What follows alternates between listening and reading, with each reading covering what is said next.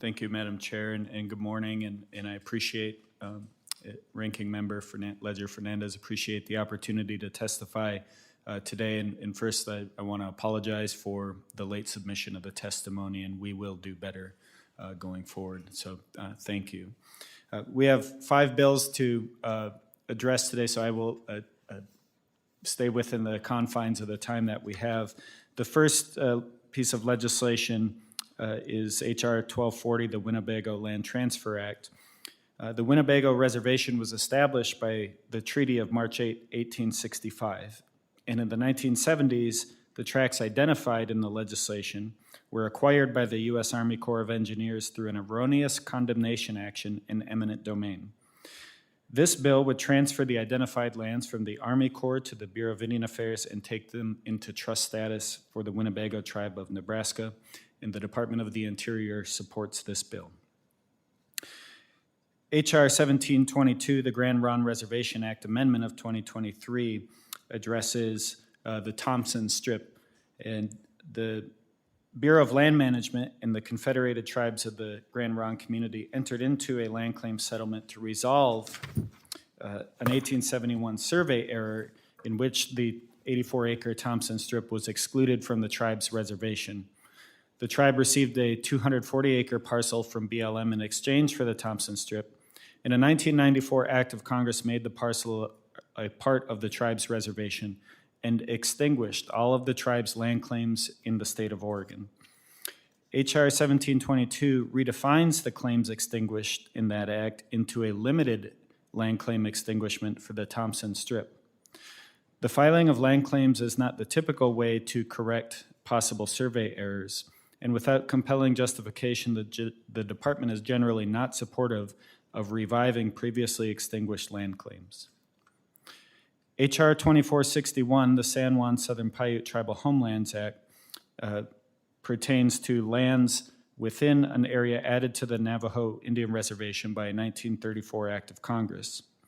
In a lawsuit concerning the 1934 Act, a federal court identified lands in which the San Juan Southern Paiute Tribe has an exclusive interest, and others in which it has a joint interest with the Navajo Nation. That decision was appealed, but that has been stayed since 1995 to allow for settlement negotiations. In 2000, the San Juan Southern Paiute Tribe and the Navajo Nation entered into a treaty to set aside lands for the exclusive use of the Paiute Tribe and to address other governance matters. H.R. 2461 would ratify and approve the treaty, authorize and direct the Secretary to approve and execute and approve amendments to the treaty without further action by Congress. And the bill also requires the federal government to take steps to address water rights and perform accounting of water uses.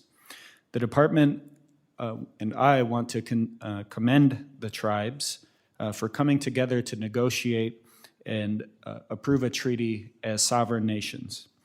The department welcomes the opportunity to work with the committee and the sponsors to better understand the implications of this bill and ensure that it accomplishes the intended goals.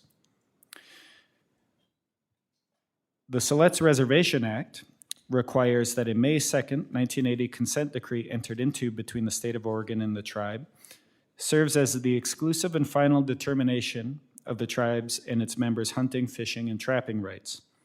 H.R. 2839 amends that act to allow for the 1980 agreement to be amended or replaced upon mutual agreement of the tribe and the state with certain restrictions.